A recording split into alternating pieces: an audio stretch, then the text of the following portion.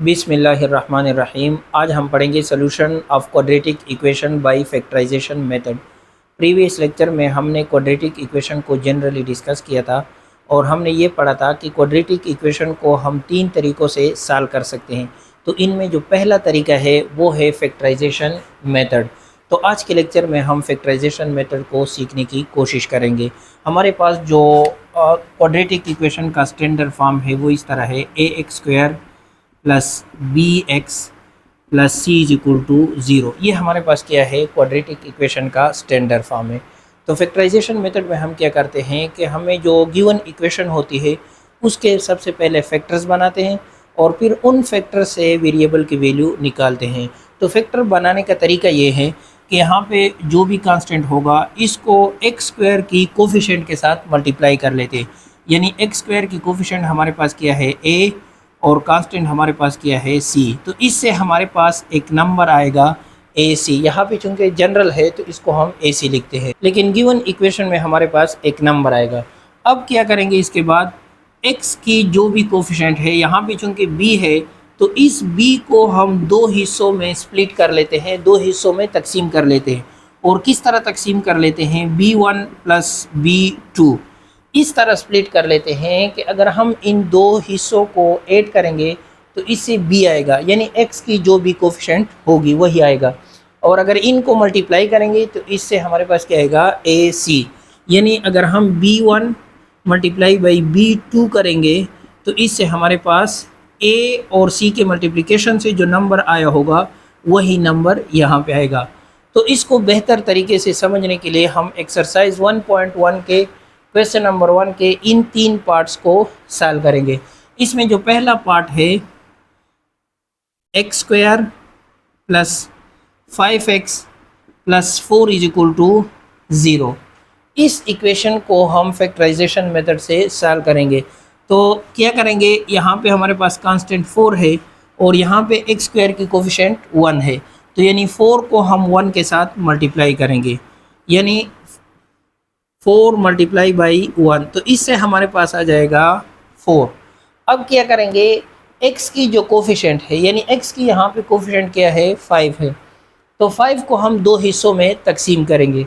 तकसीम इस तरह करेंगे कि इनको ऐड करने से 5 आता हो और इनको मल्टीप्लाई करने से 4 आता हो। अब दो बातें, या तो आपको डायरेक्ट पता चल जाएगा कि वो दो पार्ट कौन से होने चाहिए, लेकिन अगर आपको डायरेक्ट पता नहीं चलता तो मैं आपको एक तरीका बताता हूँ।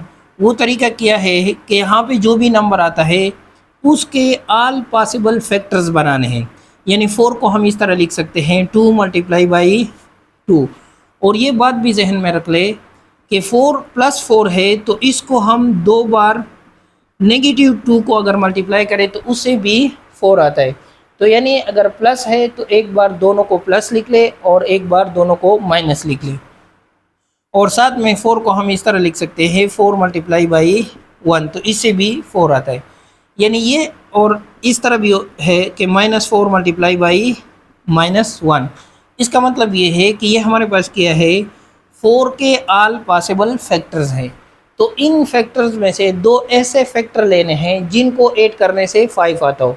लेट सपोज अगर हम इन दो फैक्टर को लेते हैं तो इनको ऐड करने से 5 आना चाहिए। 2 + 2 से क्या आता है, 4 आता है, तो इनको हम नहीं लेंगे। इसी तरह -2 से भी -4 आता है, इनको भी नहीं लेना। 4 + 1 से क्या आता है, 5। यानी हम इन दो फैक्टर्स को लेंगे और 5 को इन दो फैक्टर में डिवाइड करेंगे, यानी स्प्लिट करेंगे।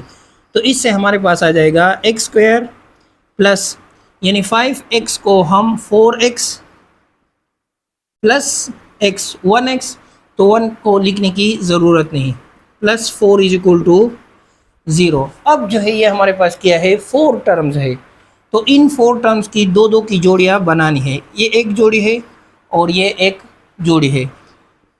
तो दो जोड़ियाँ बनाने के बाद क्या करना है, इनमें से कॉमन लेना है। यहाँ पे हमारे पास कॉमन क्या है, यहाँ पे 4 है, यहाँ पे 1 है, तो इसमें कॉमन 1 है, तो 1 को कॉमन लेने की ज़रूरत नहीं है। यहाँ पे हमारे पास क्या है, x है और यहाँ पे एक्स स्क्वायर है। तो वेरिएबल में कॉमन लेने का तरीका ये है कि जो लोवेस्ट पावर होता है, यहाँ पे 2 है तो यहाँ पे 1 है, तो लोवेस्ट पावर हमारे पास क्या है, x पावर 1। यानी हम यहाँ पे x को कॉमन लेंगे। x को कॉमन लेने के बाद x स्क्वायर से एक x जो है इसके साथ कैंसिल हो जाएगा, यानी x आ जाएगा, प्लस यहाँ पे 4 आ जाएगा और ये x इसके साथ कैंसिल हो जाएगा, प्लस यहाँ पे बज़ाहिर तो कुछ भी कॉमन नज़र नहीं है, लेकिन यहाँ पे बज़ाहिर तो कुछ भी कॉमन नज़र नहीं आता। तो जब कोई भी चीज़ कॉमन ना हो तो 1 जो है हर चीज़ में कॉमन होता है, तो यहाँ से हम 1 को कॉमन लेंगे। तो ये हमारे पास आ जाएगा x plus 4 is equal to 0। अब जो है ये हमारे पास दो टर्म्स बन गए, एक टर्म ये है और एक टर्म ये है, तो इनमें से हमने कॉमन लेना है। तो इन दोनों में हमारे पास क्या है, x प्लस 4 कॉमन है, यानी यहाँ पे भी x प्लस 4। तो यहाँ से जब हम x प्लस 4 को कॉमन लेंगे तो यहाँ पे x आ जाएगा, प्लस यहाँ पे x प्लस 4 कॉमन लिया तो यहाँ पे 1 आ जाएगा इज इक्वल टू 0। अब जो है ये हमारे पास क्या है, दो फैक्टर्स है और ये 0 के बराबर है। तो जब दो फैक्टर्स 0 के बराबर है तो इसका मतलब होता है कि या तो पहला फैक्टर 0 के बराबर होगा या दूसरा फैक्टर 0 के बराबर होगा, या दोनों भी 0 के बराबर हो सकते हैं। हमारे पास लेट सपोज ये दो नंबर है a मल्टीप्लाई बाई b, इससे अगर 0 आता है तो इसका मतलब ये है कि या तो a 0 होगा या b 0 होगा, या ये हो सकता है कि दोनों 0 हो। लेट सपोज a को हम 0 लेते हैं मल्टीप्लाई बाई b, तो कोई भी नंबर अगर हम 0 के साथ मल्टीप्लाई करते हैं तो इससे 0 आता है। या इस तरह हो सकता है कि a और b की जगह हम 0 ले लें तो भी 0 आता है, या ये भी हो सकता है कि दोनों हमारे पास क्या हो, 0 हो, तो इससे भी 0 आता है। तो इसका मतलब ये है कि या तो x प्लस 4 0 के बराबर होगा या x प्लस 1 0 के बराबर होगा।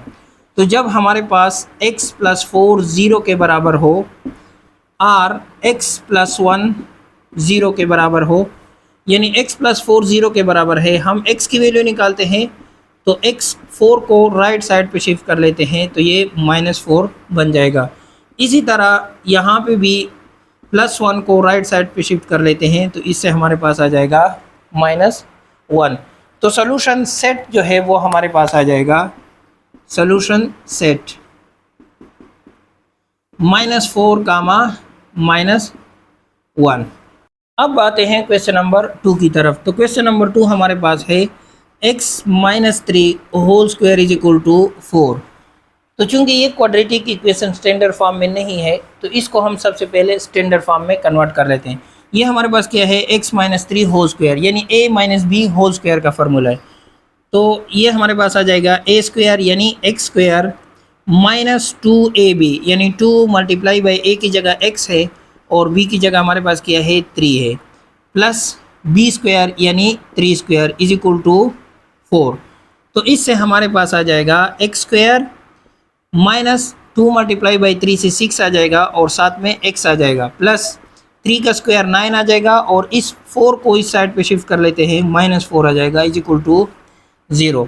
तो इससे हमारे पास आ जाएगा x square -6x plus 5 is equal to 0। अब जो है ये इक्वेशन स्टैंडर्ड फॉर्म में आ गया। अब हम क्या करेंगे, 5 को 1 के साथ मल्टीप्लाई करेंगे, यानी 5 मल्टीप्लाई बाई 1, तो इससे हमारे पास आ जाएगा 5। अब क्या करेंगे, 5 के पॉसिबल फैक्टर्स बनाएंगे। तो 5 को हम इस तरह लिख सकते हैं, 5 मल्टीप्लाई बाई 1 लिख सकते हैं, 5 is equal to -5 multiply by -1, क्योंकि -5 और -1 से भी 5 आता है। यानी ये हमारे पास क्या है, 5 के ऑल पॉसिबल फैक्टर्स है। इनमें से दो फैक्टर्स लेंगे, दो ऐसे फैक्टर लेंगे जिनको ऐड करने से -6 आता हो। अब अगर मैं इनको लेता हूँ यानी 5 और 1, तो 5 + 1 से क्या आता है, 6 आता है। यहाँ पे हमारे पास क्या है, -6 है। अब अगर इनको लेता हूँ -5 - 1 से क्या आता है, -6। इसका मतलब ये है कि मैं इन दो फैक्टर्स को लूँगा, यानी -6 को मैं स्प्लिट करूँगा -5 और -1 में। तो इससे हमारे पास आ जाएगा x square -5x -x plus 5 is equal to 0। तो अब जो है ये हमारे पास क्या है, 4 टर्म्स है, तो इनकी दो की जोड़ियाँ बनाएंगे। तो ये हमारे पास एक जोड़ी है और ये दूसरी जोड़ी है।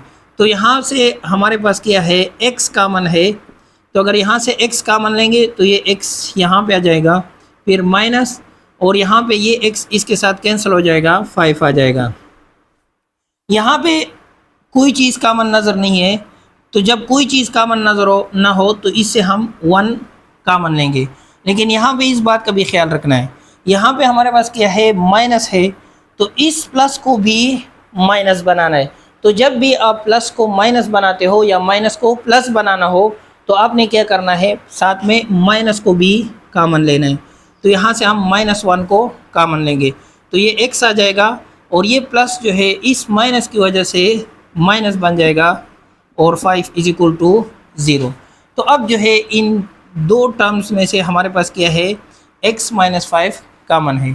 तो यहाँ से x - 5 को कॉमन लेते हैं, तो यहाँ पे हमारे पास x आ जाएगा, और फिर माइनस, और यहाँ पे 1 = 0। अब जो है ये दो फैक्टर 0 के बराबर है, इसका मतलब ये है कि x - 5 0 के बराबर होगा, और x - 1 = 0। तो जब x - 5 0 के बराबर है तो x = 5, यानी -5 को राइट साइड पे शिफ्ट करने से +5 बन जाएगा। इसी तरह x = 1। तो सॉल्यूशन सेट जो है वो हमारे पास आ जाएगा 5, 1। अब आते हैं क्वेश्चन नंबर 3 की तरफ। क्वेश्चन नंबर 3 हमारे पास है x² + 3x - 10 = 0। तो अब क्या करेंगे, -10 को 1 के साथ मल्टीप्लाई करेंगे, यानी -10 × 1। तो इससे हमारे पास आ जाएगा -10। अब क्या करेंगे, -10 के फैक्टर्स बनाएंगे। तो -10 को इस तरह लिख सकते हैं, -2 × 5 और 2 × -5। तो यहाँ पे इस बात का भी ख्याल रखना है कि जब आपके पास नेगेटिव नंबर आता हो, यानी a और c को मल्टीप्लाई करने से नेगेटिव नंबर आता हो, जिस तरह यहाँ पे -10 आए, तो आपने जो फैक्टर बनाने हैं वो इस तरह बनाने हैं कि एक मरतबा नेगेटिव साइन जो है एक नंबर के साथ लेना है, जिस तरह मैंने यहाँ पे 2 के साथ लिया है, और एक मरतबा दूसरे नंबर के साथ लेना है, जिस तरह यहाँ पे मैंने -5 लिखा है। इसी तरह -10 को हम इस तरह लिख सकते हैं, 10 × -1 और 10 × -1। तो ये हमारे पास क्या है, 10 के ऑल पॉसिबल फैक्टर्स हैं। तो इनमें से दो फैक्टर्स लेने हैं जिनको ऐड करने से 3 आता हो।